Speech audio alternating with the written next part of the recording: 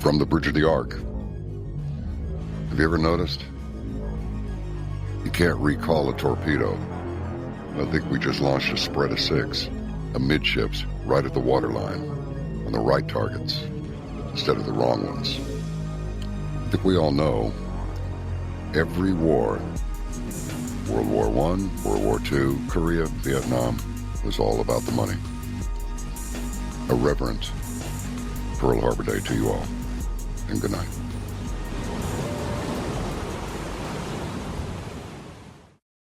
Good evening to you. This is John B. Wells speaking. We have made contact with Michael T. McKibben, and we're going to discuss the anatomy of a contemporary crisis. No matter what, we're going to do it. Welcome back, Michael McKibben. It's good to have you with us. Hey, John. Nice to talk to you again. Well, it's mutual, sir, because we just didn't have enough time on Saturday night, and I wanted to hear you just get ever deeper into these various things that we were discussing there as quickly and as best as we could. Folks, if you don't listen to Arc Midnight, you don't get it where your station broadcasts, or if you're just unaware that it is broadcast on Saturday nights at the same time, but an hour longer, just like Monday through Friday here with Caravan. Michael McKibben's career spans 2 phases: international Christian music ministry and technology innovation. In 2006, he was awarded U.S. patent number 7,139,761 for what is now called social networking. Yeah, he credits his earlier ministry experience with the inspiration to conceive perhaps one of the most important inventions since Thomas Edison's light bulb, the theft of McKibben's invention. The theft of his invention is arguably the greatest larceny in the history of the world, since the value of social networking and collateral applications reaches into the trillions of dollars. Curiously, Wikipedia has consistently refused to publish anything about Mr. McKibben, whose accomplishments, even without his social networking invention, are remarkable. And so, I guess we should start at the beginning. Makes perfect sense. What is the contemporary crisis, which we are going to, well, somewhat dissect tonight? Yeah, if we look at this at a high level, what we are beginning to see consistently is a set of issues that ride together and run together. And they are banking, money, the creation of money, intelligence and surveillance, propaganda, and I'm missing one, and one more, propaganda and media control. And yes, the reason we are involved in this is because back in the day when I was just doing a lot of inventing, I invented what people now know as social networking. And I know that's hard for people to believe. Most of the time I say that and people look at me like a deer in the headlights because we are so attuned to believing the propaganda that was put out about Zuckerberg. And it was pure fiction, that movie, The Social Network, was pure fiction. But it established a narrative, a quote narrative, otherwise known as a lie, that he invented it, he's an idiot savant, and it was all his brilliance that created it. Well, that's nothing like the real story. What is the real story is that the British and American intelligence spies, along with DARPA and IBM, stole our inventions through my patent attorney, and they weaponized it. They weaponized it through a group called the Network Net Assessments within DARPA.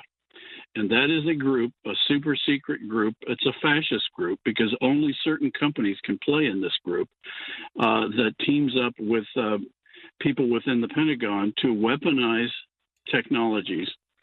And most of the time they're stealing the technologies. Sometimes they buy them. Sometimes they execute the inventor.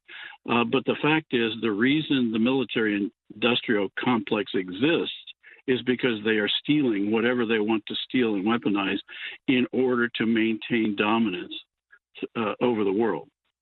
And so that's a recent discovery for us. At the beginning, I was just inventing. And what we invented is what's now called social networking, and that's the communication component of this cabal of technologies that are being controlled. Banking was the other key element of the this group of constellation of issues. Yeah. And so what we then began doing is we took Facebook to court in federal court and proved on 11 of 11 claims that they're infringing our patents. We got 3 patents on this technology. And then we watched the courts, the federal courts, all the way up to John Roberts, protect Facebook. We then said, what's going on here? We were expecting the courts to protect us as the inventors. But what we were observing was just the opposite. The courts were protecting the infringer, were protecting, and that wasn't the way I thought the Constitution was written. I had my education that the Constitution is for us poor saps, while a whole different group of people are running the world. And so that began a journey. I'm a civil engineer. I like to figure out why things aren't working, or what is the nature of things that do work. And that was over 10 years ago. And I'm going to bottom-line some things for you. That what we have discovered is that the group of individuals in this world who want to control banking, surveillance, propaganda, technology, and the creation of money and lending is a group of people that has different names over different centuries. But what we have found of late, and I know this it will be a bit surprising, what we have found is that the control of banking through the last 4 millennia has been consistently controlled by Babylonians. And we have dug through archives that go back 2,000, 3,000, 4,000 years. And what we're seeing is that the consistent control of usury, the charging of interest on money lent, is a consistent power that has been controlled by the Babylonians since before Hammurabi's Code in about 2000 BC. And if you think about it, in hindsight, it makes sense, because if you were the bankers along the Silk Road from China all the way to France and what is now England, are the traders who are cutting deals across all these kingdoms across the world, and you're keeping that trade going, and you're issuing letters of credit from one kingdom to the next, and you're having your daughters marry into these kingdoms, and they are letting you not only create their money and loan money, but also run their governments, which was happening, and you're running the trade, you're running the communications network that pushes the propaganda, and your spies for their various surveillance grids. So you get very good at knowing how to live in a stealth mode. And what we have discovered is that's what was going on the Silk Road. And that on the Silk Road, they called those people Jews. And we have now documents that are being discovered from 2,000, 3,000, 4,000 years ago that there was a group along the Silk Road called Jews who were the consistent controllers of banking and usury that were coming out of Babylon, not out of Israel. And then if you look in a more contemporary way, you can see evidence of this when you read the Bible, because you see that Jesus very clearly said, he told people, you cannot serve God and mammon. You will either love one or the other. And mammon was the god basically of money, the Babylonian god of money at the time of Christ. And in Revelation, John the Revelator talked about people who called themselves Jews, but were in fact from the synagogue of Satan. And I always took that as allegorical or metaphorical. I never thought it was literal, but we're now discovering it is literal. That the biblical times at the time of Christ were under the domination of the Babylonian bankers who were Jewish. Or called themselves that. They called themselves that at the time in their records. But in the last 10 years, there have been new haplographic studies, this is DNA studies, of what are called Ashkenazi Jews. You may have heard that term. Yes. And what we have discovered is that Ashkenazi Jews were basically a rebranding of Babylonian Jews called Radhanites that are very clearly identified in histories of Babylon back in the 800s. 200 years before the Crusades, and they were the people who dominated not only Babylon but also the entire Silk Road, going east to China and west to Western Europe. And they had stops all along the way. About every 20 or 30 miles, they had stops because these people were walking. They had caravans of camels and horses. And so there was this group of agents that are Radhanite Jews out of Babylon, which they called themselves Jews, that operated the entire trade networks all through the known world at the time. And these haplographic studies 10 years ago showed something very shocking. It showed that these Ashkenazi Jews are primarily Persian. Mm-hmm. And they're not Jews. And isn't that interesting with all this latest propaganda coming out with Kanye, or Ye, whatever you want to call himself, where they're pushing all these tropes about Jewish and Jews and things like this. And in fact, what we're finding, we're not even talking about Jews. Isn't that something? And I'll tell you, they're dumping him. Sponsors and co-brands or whatever, they're just fleeing the scene because of this. Right. This is unbelievable. And folks, you see now how this, if this is an entity or a god or that it is prayed to, then this would be the God that you will not have before Almighty God. You will have no other gods before me. Notice he didn't say there aren't any other gods. Quit dreaming. Quit imagining things. He said you will have no other gods before me. Period. End of story, right? And how do they back up their financial power? With military power. Well, that's what. Remember what Dwight Eisenhower said, and this was part of his farewell speech in January of 61. In the councils of government, we must guard against the acquisition of unwarranted influence, whether sought or unsought, by the military-industrial complex. The potential for the disastrous rise of misplaced power exists and will persist. And what drives all of that? Money.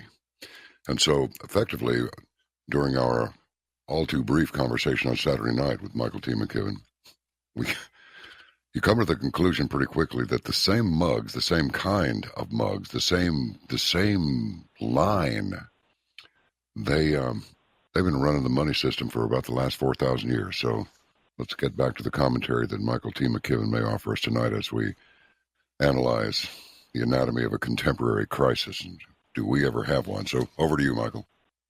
I'm glad you shared that quote from Eisenhower, because we looked at that very closely, and we discovered that Eisenhower was only giving us the tip of the iceberg, and that his hands weren't clean either. He knew the system that was being created out of World War II. They were developing the Marshall Plan and the precursors for the UN, and that was all these Babylonian Radhanites. And if we go back to your earlier question about how do they fund this, I used to joke with some of my friends who are historians that they would always tell me to go look at the Hammurabi Code in about 1800 BC. And I thought, wow, do I have to go that far back? And as it's turning out, John, yeah, we have to go that far back, because in the Hammurabi Code, they codified the charging of interest on a loan. And it was that simple. You can charge interest on a loan. Now, some of those loans had 40 or 50% interest, but never mind. What we discovered is that codification was rampant throughout Babylon, and even the Amorites and the Canaanites were doing the same thing. And so this was consistently occurring among those who had money.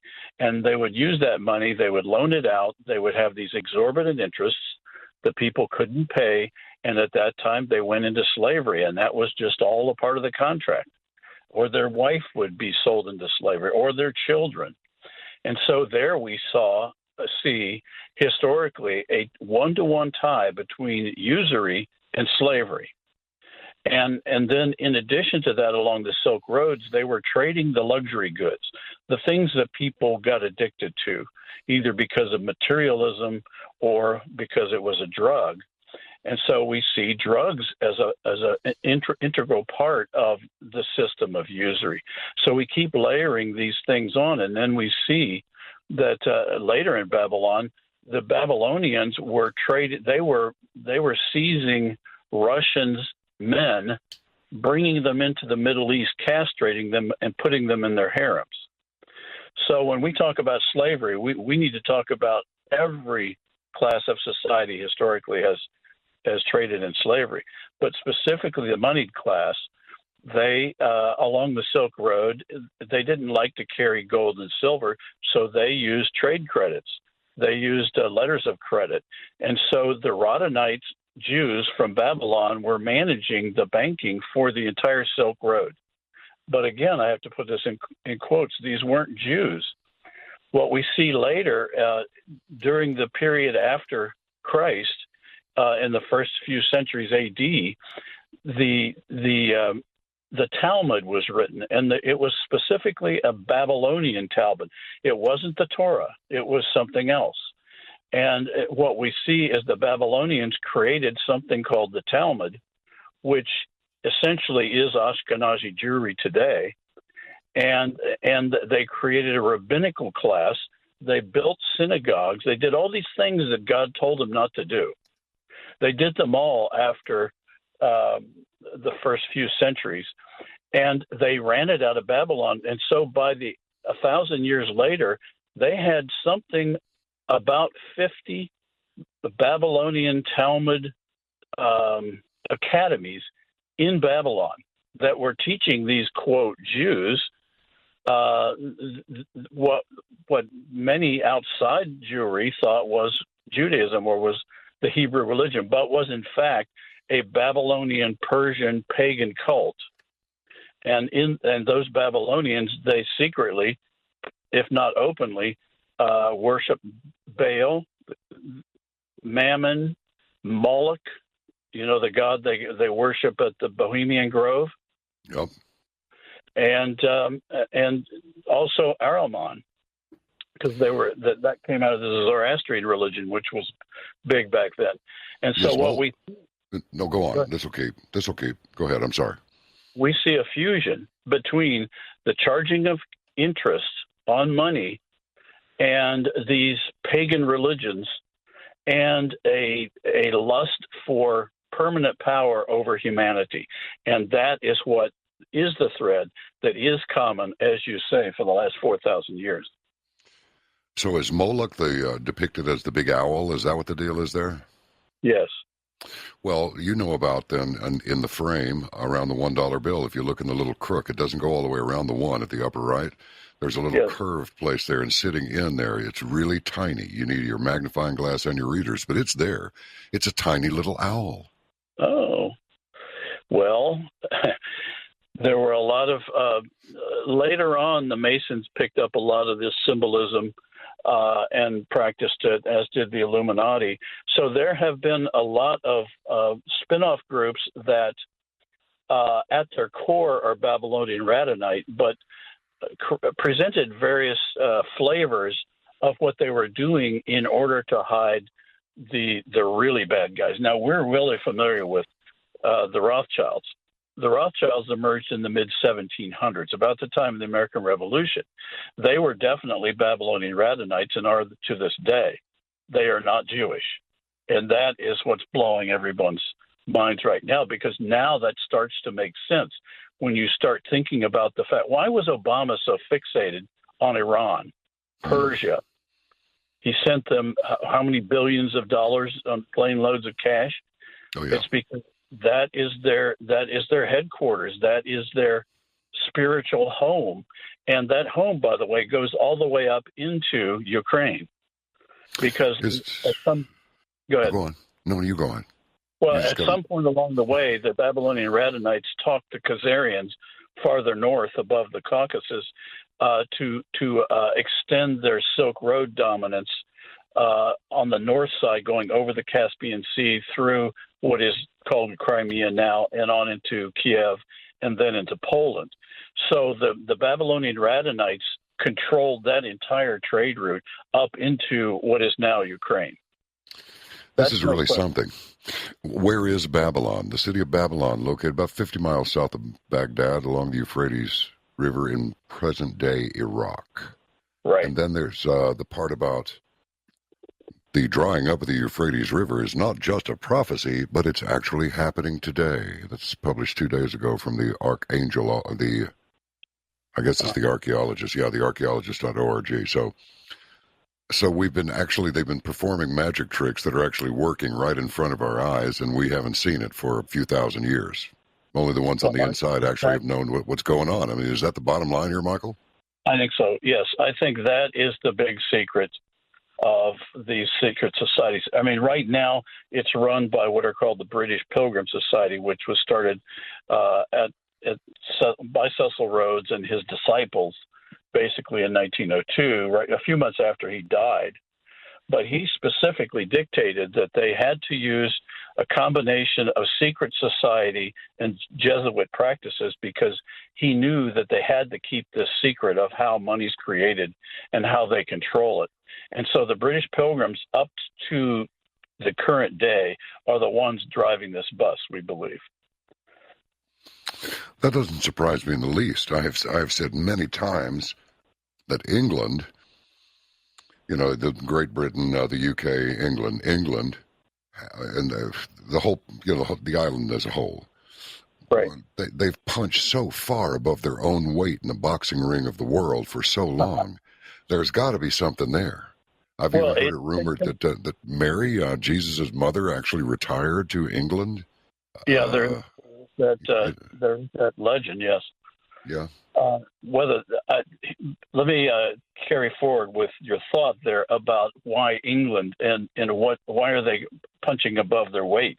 Well, if you think about the Silk Road, anciently that was land routes, and then as seagoing vessels got better, they started traveling around in the Mediterranean, and they would go south and go out to China through India. Well, eventually they brought all of that trade and that money creation capabilities to Western Europe and Spain. And so they got out to the ports along Belgium, Holland, France, Germany. And that's when the Hanseatic League in Germany was created. And those were Babylonian Radhanites. They were not Germans. And so, then the Hanseatic League started, and the British East India Company, and the French East India Company, the Spanish East India Company. They all started the trade routes as they built bigger ships and could get their maritime going. And then eventually, it was only logical that the island nation of Britain became the center of the world as it related to trade. The British East India Company ruled the world with a sword. Mm-hmm. And that's when America came into scene, and the Dutch were fighting and the British were fighting over, New York was a Dutch colony. And so eventually the British won, and they teamed up with something in Boston called the Boston Brahmins, which were then extending this money-making usury system all over the planet. And at one point, the Boston Brahmins in Boston were actually using opium as their means of exchange. And so the British and the American East Coast, what are called blue bloods sometimes, are the inheritors of this Babylonian Radhanite capability of controlling the world through usury. And that's the deep secret that they're keeping. I mean, look now. Who's running these big institutions like BlackRock, Vanguard, J.P. Morgan, Goldman Sachs. On the surface, they all call themselves Jews, but the fact is they're Babylonian Radhanites. They're not Jews. Could we, let's just go down this Jeep trail over here just for a second, because for some reason the word fentanyl came to mind, and then I thought about what you were saying about the British, and what you'd said earlier, just touched on about the Chinese. So the British wanted to expand imperial power, sell more goods, especially opium.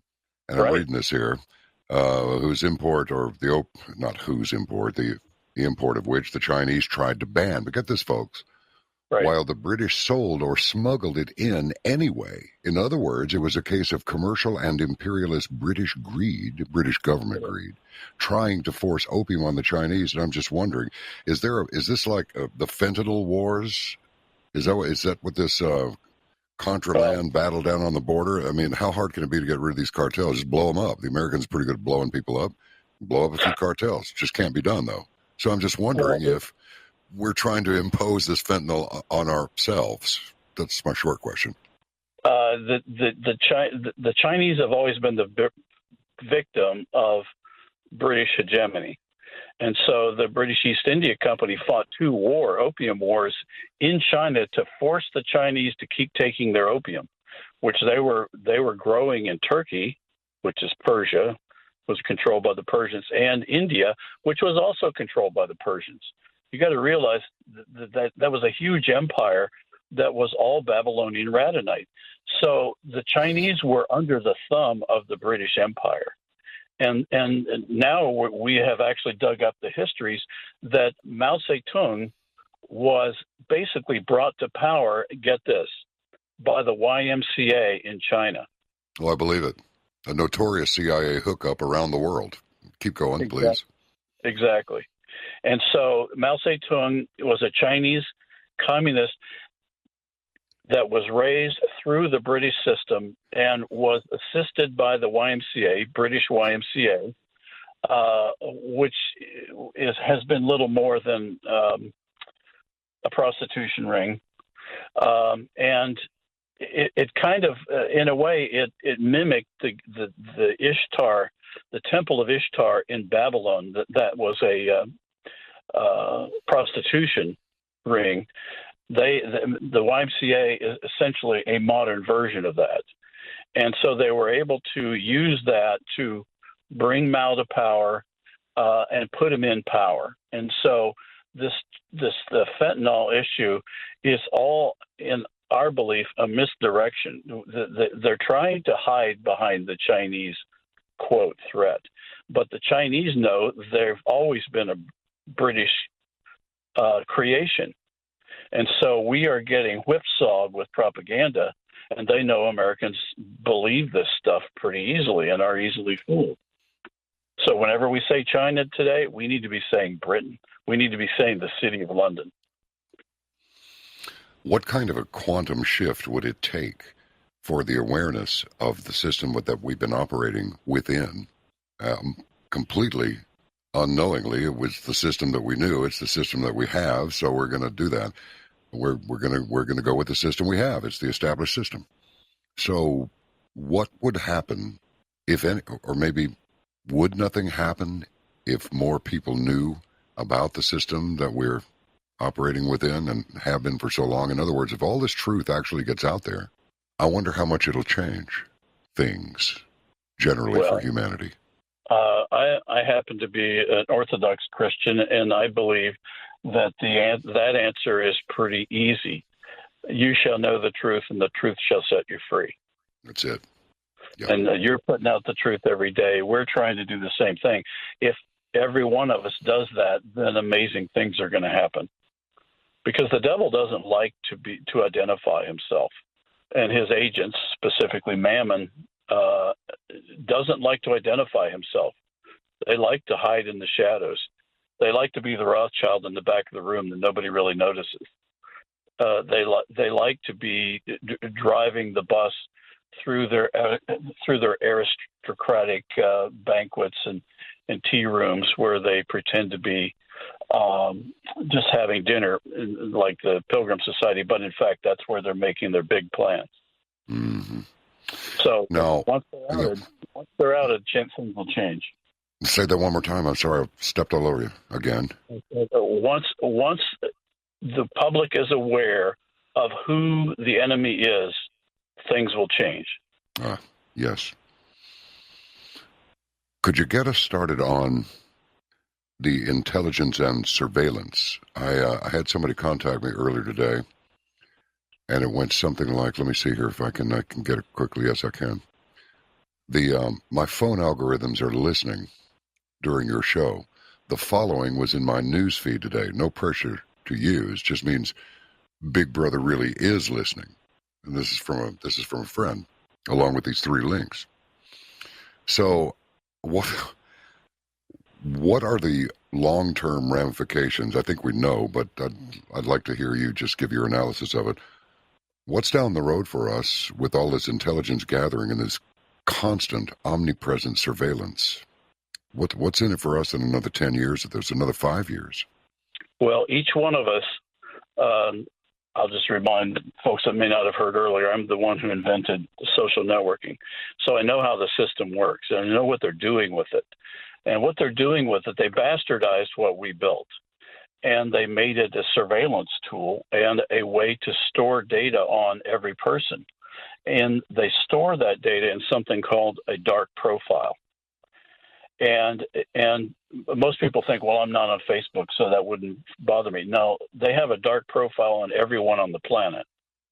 And they are actually currently bridging that profile with the digital social credit score system. Right now, the banks are teaming up to merge that dark profile with your medical data and your financial data, and they're very far along on this. And by the way, this is all British software, and it's run by Reuters. Now, that may seem odd that most people think of Reuters as a media company, but the fact is, the Rothschilds own Reuters. They control Reuters, and it's all about the money. They're using the surveillance system to not only collect all the data about your behaviors so that they can more tightly manage the kinds of things that can be pushed your way so that you won't go bankrupt. They don't want you to go bankrupt. They just want you to be a slave, a financial slave. And so they're using all that data to tighten down these algorithms so that they can basically put you in a digital fence. And then very closely monitor you, and then get to the point where your phones are going to be dictating whether you can drive your car across the city. Or, I mean, I don't know if you heard about what they just announced in England, in Oxford. No. They're actually creating zones now, and they're not going to let people to go out of their zone without paying extra fees, or they'll be arrested. Can't go out of your zone without paying extra fees, or you'll be arrested. Correct. This is like something from one of those creepy episodes of Black Mirror. Yeah. It really is. And Metalhead. I used to work in the Soviet Union and worked with dissidents, and the Soviets had a system like that where you had to have a passport to travel between 2 cities. And that was before electronics. Yeah. Well, here in North Korea, you can't do it at all. You can't just go over to the next city if you want to. There's a procedure for that. Right. My goodness. Well, so now we're stuck with the phone. And somebody's going to make use of... I like Elon Musk. I want to like him a lot. But I'm wondering about that neural link and then the phone. Well, they've given up on the phone, so let's just turn on the neural link switch. And that way they're just connected directly with their little skulls to our towers. Folks, what seemed preposterous before is becoming reality now. You're rocking a lot of people's worlds because, Mr. McKibben, I got to tell you, people email, we get constant email, which, thank goodness, that means people want to communicate with us, so that's a good thing. But so many people really are doing some of their own research because we urge people to do that. If it sounds preposterous, well, take a look and see if it is, you know. Yes. Just like a quick example, take 10 seconds, maybe. And that is your iPhone takes a picture of you every 5 seconds or 6 seconds or whatever it was. Well, they say that, no, it's like a Alexa or Google Home. It's waiting for you to say something. This thing is waiting for your face. So if you set a Face ID on the thing, then yes, it's going to do that. It's not actually taking pictures. It's looking for your face. Well, I don't know if I entirely buy that. So it's like, maybe it just takes pictures of you every once in a while that you don't know about and sends them away to some hard drive somewhere. But I just wonder, other than complete subjugation of as much humanity as possible, what possible need could there be for all this surveillance, as we have communist Chinese at the universities and in government and the military-industrial complex and everywhere else, hardcore Chinese Communist Party members doing the bidding of the Chinese Communist Party. It's about... Yeah, you know where I'm headed here. Please take it away. Right. It's about data, and it's about, for a data guy, the more data, the better. And the more data you have, you can get about 3,000 points of data on any individual, and then the computer itself can predict what you're going to say and do before you do it. And so what these bots are out there, they're like garbage scows. They're out collecting data every time somebody mentions you, or they collect your data like you're describing with a facial picture. That will be used in law enforcement someday, or it will be used to oppress you or suppress you if you say the wrong thing. And so there's one objective that's just to get as much data as you can, and then let algorithms sort that out. These guys are, in a way, lazy. They don't really want to have individuals monitoring you. They want the software to monitor you. Mm-hmm. And so that's why the more is better. So they record your habits and then predict your next action, effectively. Correct. Yeah. Correct. And then if you're a political dissident, what they can do is essentially put an electronic ring around you so that you may think you're communicating, but it's either stop. It's very passive aggressive. It's usually going to let you, in these days, it's going to let you do something thinking you're communicating when in fact you're being blocked if you talk about certain subjects. And that's the kind of thing that is going to come out of these dark profiles that they're building on everybody on the planet. So you'll think you're communicating your thought, but it'll be censored on its way to the receiver. Right. Right. It's going to fool you. And that's starting to happen more and more. It's already happening, really? Oh, absolutely. Yeah, these filters are out there blocking emails. If you talk on certain subjects, it'll just drop your email. And if you've ever noticed that happening, it's probably not just a mistake. Sometimes it's a mistake, but not always. Is there any reining this in? I don't suppose there's much desire from people who hold the reins of power to rein it in, but I mean, is there enough humanity out there to warrant somebody taking a position on this, going, you can't be collecting all this? I suppose if they're going to flood the country with all these migrants and so forth, this is a sure way to find out who they are. Over to you, sorry. Right. It's a way to monitor and police people, and it's all about cost per policing action. So they're trying to lower their costs by getting the monitoring done by software, not by human beings, because human beings are expensive to hire, and they make more mistakes, whereas the software can grab things much more quickly. And so is there an answer to this? Yeah, it's called turning it off. And in the tech world, we're not talking about a whole lot of people. I get calls more and more every day from people who helped design a lot of these systems, as I did at one point before I got educated. And they're saying, what did we build? That's the kind of reaction. People are deer in the headlights right now. More and more people, advanced engineers who built this stuff because it was interesting work, are now realizing that they have contributed to the beast. And so they're all asking, what are we going to do about this? What can we do about this? Because the younger programmers don't have a clue. They're deer in the headlights with all this stuff. So it's the older, experienced engineers, I think, have to step up and just start putting a monkey wrench in these works. And it won't take many monkey wrenches to stop it. It doesn't take That's that true. many. It seems to me that at this point, they're as much a victim of technocracy as the ones they'd rather impose it upon, because without their tech, they're dead in the water. Is that true? Right. Yeah, and they layered the need to know with these different advanced systems, so that each layer doesn't know what the next layer is doing. They're just doing their part. And that's been the way. It's very much a secret society, Babylonian Radhanite system that they used in hiring the technology. And there are only a few people at the top that really know the big picture of what they're doing. And I don't think we're going to get them to change their mind. So it's the people at the lower levels that have got to say, no, we're not doing this anymore. And, oh, by the way, here is a monkey wrench in the works. And literally that can be changing one character in a program.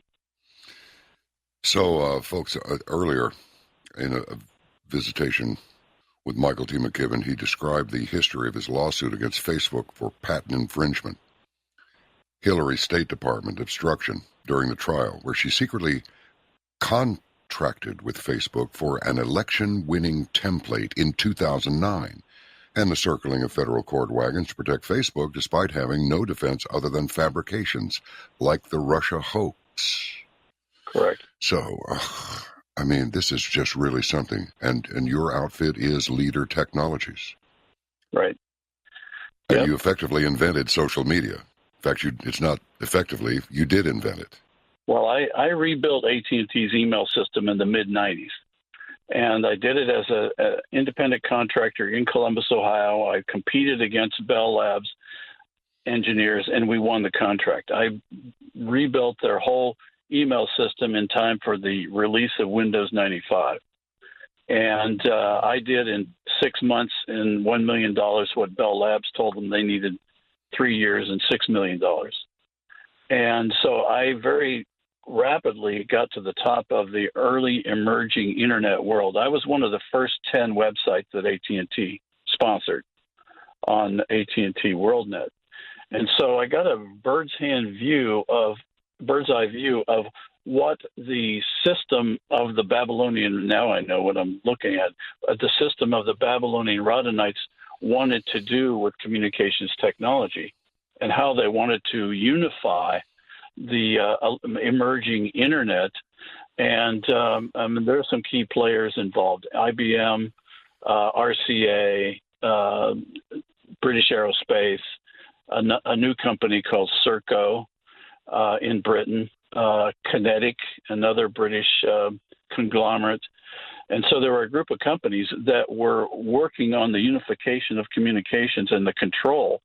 And in 1993, my future patent attorney organized a meeting for Bill Clinton and the Carnegie Endowment for International Peace and John Podesta, where they brought in leaders from all the major industries, education, banking, and they said, we want to give the FBI a backdoor key on all internet communication going forward. And that was the conference. Now, by the way, we didn't learn of that conference until Hillary's emails were released, because it was secret. And in that, John Podesta led the meeting with my future patent attorney, and they agreed that they wanted to give, for security reasons and anti-terrorism, which they were fomenting, by the way, they wanted to give the FBI this backdoor key. Well, that was something some people have probably heard of called the Clipper ship, or the Clipper chip. And Congress pushed back on that. But what these guys did is they very cleverly recast that whole plan as a requirement for export licenses for any software. So in every piece of software, hardware, and firmware to this day, the NSA/MI6/CIA embeds a backdoor key into everything that happens related to communications technology, or computer technology. And that's, to this day, it's called the dual ECDRBG algorithm. Go look it up. It's on Wikipedia. And that is a universal backdoor key that undermines everything that goes on in the internet to this day. I just went over to leader.com, and this is from October 7, 2020. Our site was blocked from any access globally 48 hours ago, concurrent with the release of CIA Director Brennan's treasonous Oval Office notes. We received perfunctory "we're sorry" emails from our longtime internet service provider, Jumpline Inc., but no explanation or resolution has been forthcoming. And then it goes on here to talk about Jumpline being gobbled up with dozens of smaller ISPs, and Jumpline/Deluxe engineers are using COVID-19 as the excuse for not being accessible by phone. This has never been the case with Jumpline since 1997. Now technical people are walled off from actual human conversation. So what about this? This one, I'm going to hit you with this one from August 20, 2013. And it's from popularresistance.org, creating an alternate internet to keep the NSA out. Scores of communities worldwide have been building these roll-your-own networks, often because a mesh can also be used as a cheap way to access the regular internet. But along the way, people are discovering an intriguing upside. The new digital spaces are autonomous and relatively safe from outside meddling. Is this even possible anymore? An internet outside the internet? Well, as an engineer, I'd have to say anything's possible. Right. But is it practical and could it be built? You'd need a whole lot of cash. And that's the part that these controllers, these bankers, keep away from people like us that are creative, is they don't want us to have the cash to build that kind of thing. And so consequently, you'd probably run out of cash before you got there. Just like J.P. Morgan shortchanged Nikola Tesla in his last years of inventing.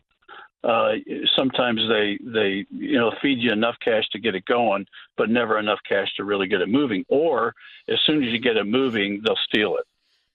So there's a million ways of funding. So technically, yeah, that things like that are possible, and various things are being looked at right now as to how to do that.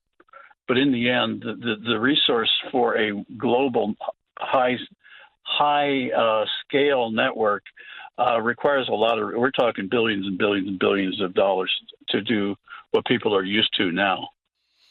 It's not impossible. Well, we're certainly working on bypassing the MSM. I think we've succeeded in large measure, because those people just look sillier by the day when you compare the information that we get on this program, for example. And some others out there doing some really, really good work. And we know about them and they know about us, and we don't talk about each other very much because I think it enables us to stay online a little bit longer. Well, here's one of the things we'd like to do. We'd like to license our social networking technology to patriots in a way that will allow them to get legal, because right now everybody's infringing our patent. And I don't know, why people are comfortable with that, but they are. They've been so convinced or put to sleep that there's any issue relative to intellectual property. But what we put before President Trump at the time was something called the Miller Act notice, and we said, we'll get everybody legal. You pay us as the inventor some license fee for using our invention, and you can offer the first truly legal social networking environment in the country. That sounds pretty good. It really does. How can we ride forth on this quest? This sounds great. Well, we start issuing licenses to individual players who are offering social networking capabilities right now. You can advertise that you're the first legal or one of the early legal social networking companies in the world. That's a benefit. Most people don't realize that all those apps on their phone are infringing our patents. So we can get everybody legal quickly. We just got to get somebody to step up and say, hey, I'm doing the wrong thing here. I need to turn in that stolen car and start driving a legit car. Ethics. I think we could use some. Yeah, well, all you have to do is take away their money, folks, and they go away. They morph into something else, but it takes a while. So we cannot kill the snake, but we can scotch it occasionally and keep it dazed and confused. But it's always going to come back in some form. It always does, because it's evil. I mean, lying and stealing and killing and deceiving. Well, that's what's evil? That's evil. All those things. Assaulting a person on a mental, physical, or spiritual, especially spiritual level. That's evil. Over to you, Michael. Well, think about it. Think about it. You're doing something that's illegal, that's shown to be illegal. Okay, you're infringing somebody's patent. Then you turn around and sell a service to somebody else and claim to them that you're doing everything legally when in fact you're not. Now, I know you don't know it, so you're not lying. But how is it possible that we can get good fruit coming out of all of that evilness that led up to it? I think that's the problem we've got in our whole technical society right now, is it's all founded on evil. Well, yeah.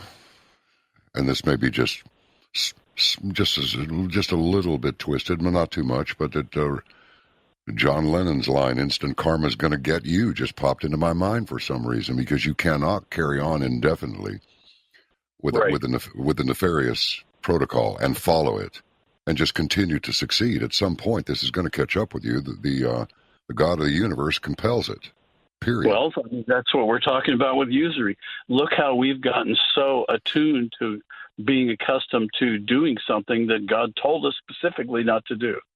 Very accustomed to it. Go to a contemporary church, right? Go to even a traditional church in the Protestant denomination of the Protestant movement, and see what happens. It's weird. It really is. Terrible. Exactly. So we can start taking steps back from the cliff by start doing some right things, rather than assuming that somebody told us that social networking was open source. And so I chose to believe them, even if I didn't do any homework. And I'm here to say, no, folks, that we had a whole series of investors that risked $20 million to build social networking, and they haven't been paid a dime.